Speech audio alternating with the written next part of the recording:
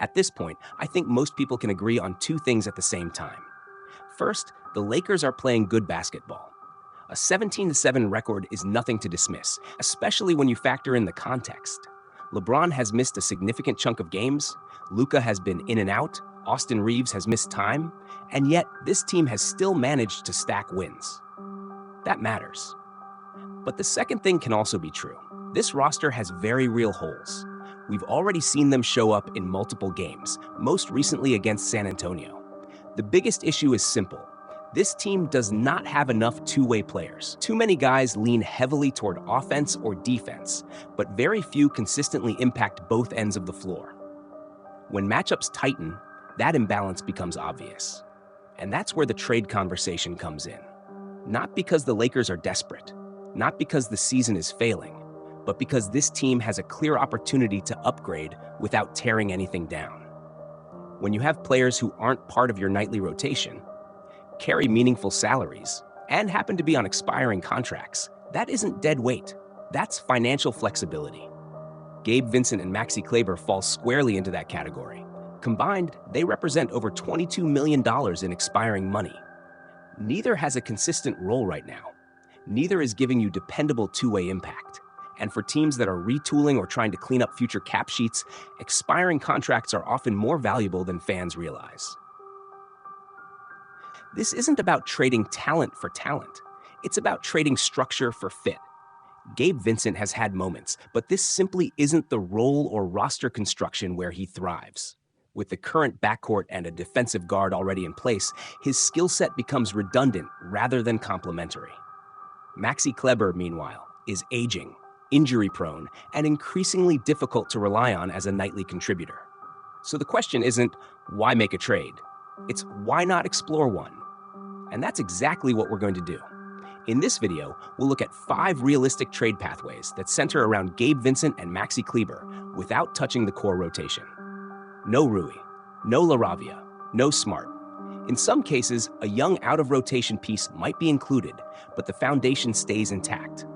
We'll start with a move that may not be the most exciting, but absolutely fits the market and the logic. A trade that helps the Lakers address their biggest weakness: size, defense, and two-way wing play. When you dig deeper into the defensive numbers, it becomes clear why this type of player is even in the conversation to begin with. Ranking in the 90th percentile in key defensive areas is no small thing.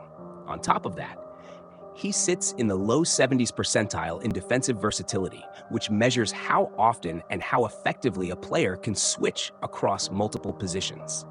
That matters on a team that already struggles to cover space and contain dribble penetration. He also ranks in the mid-80s percentile in relative personal fouls, meaning he defends aggressively without constantly putting teams at the free throw line. Put all of that together, and you're looking at an above-average defender, and in certain situations, a legitimately good one. Offensively, he's no star, but he fits a role. A 39% career three-point shooter, even better from the corners at nearly 44%, is enough to keep defenses honest. The issue, of course, is the contract. $18 million per year for multiple seasons isn't ideal. But if the goal is to move expiring money without sacrificing rotation players, this is one of the cleaner pathways to adding a real two-way wing. If that contract feels like too much to swallow, there's another direction worth exploring. A team like Brooklyn could realistically be approached about a deal centered on Terrence Mann and Haywood Highsmith in exchange for expiring contracts. Mann is owed roughly $15 to $17 million over the next couple of seasons. Not a bargain, but far from unmovable. He's a 29-year-old wing with playoff experience, a 37% career shooter from 3, and enough defensive flexibility to guard multiple spots. He's not flashy, but he's reliable. Highsmith, meanwhile, is one of the more underrated true 3-and-D wings in the league. A 38% career three-point shooter and a stronger defender than both Mann and some of the other names mentioned earlier. If you can land both players while only attaching a second-round pick, that's a legitimate upgrade in size, defense, and durability. And if the front office is completely against taking on longer-term money, there's a third route. Portland presents an expiring contract option with Robert Williams and Matisse Thybulle. The cost would likely include expiring salaries, a young out-of-rotation piece, and light draft compensation. Williams gives you elite rim protection and defensive versatility when healthy, effectively replacing the defensive side of what Maxey provided, but at a higher impact level. The Bull, when available, has proven he can be a real two-way wing, shooting above 36% from three over recent seasons while remaining a disruptive perimeter defender. None of these moves are perfect, but they all accomplish the same goal, turning non-rotation money into actual two-way contributors, and that's exactly the type of upgrade this roster needs. On top of all of that, you're talking about a player who provides real defensive playmaking from the wing. We're not just throwing around buzzwords here. Averaging over 2 steals per 36 minutes and over a block per 36 as a 6'5" guard-wing hybrid is rare. That's borderline elite activity for a perimeter defender and exactly the kind of defensive mindset this roster lacks. These are players who impact the game without needing the ball, something this team desperately needs more of. Now, if health is the concern, that's fair. Availability matters. And if the front office decides they don't want to take on either injury risk or longer-term money, like the contracts attached to players such as Terrence Mann or Patrick Williams, there's another direction worth considering. A familiar, proven option. A name that naturally comes up is Kentavious Caldwell-Pope.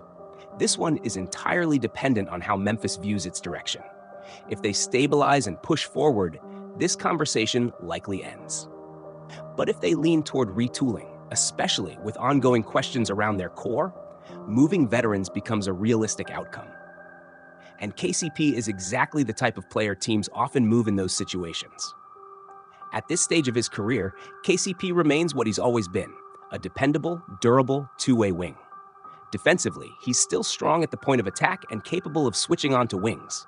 Offensively, he's had stretches this season where he shot well above 35% from three, bringing his career mark to nearly 37%, with over 40% shooting from the corners. More importantly, he's consistently available, having played 65-plus games every season of his career. That reliability matters. If the cost is expiring money, a second-round pick, and taking on one extra year of salary, that's a trade worth seriously considering. You're adding a proven playoff contributor without touching the core rotation. Now for the fifth and final trade idea, and arguably the most impactful. Sacramento is a team worth monitoring. If they pivot toward a rebuild, they become one of the more intriguing trade partners. In that scenario, a package built around Keon Ellis and Malik Monk stands out.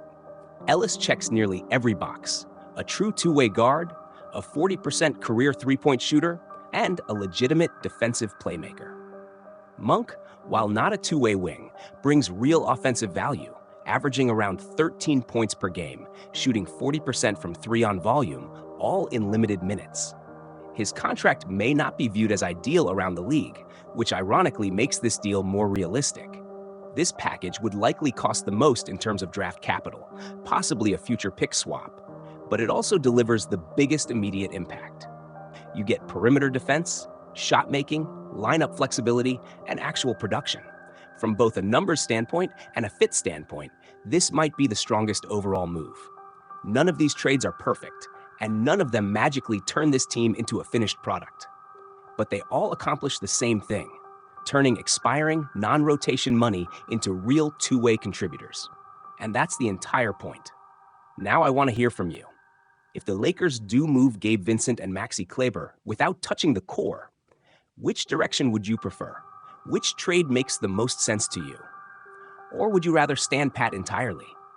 Let me know your thoughts in the comments. And as always, thanks for watching.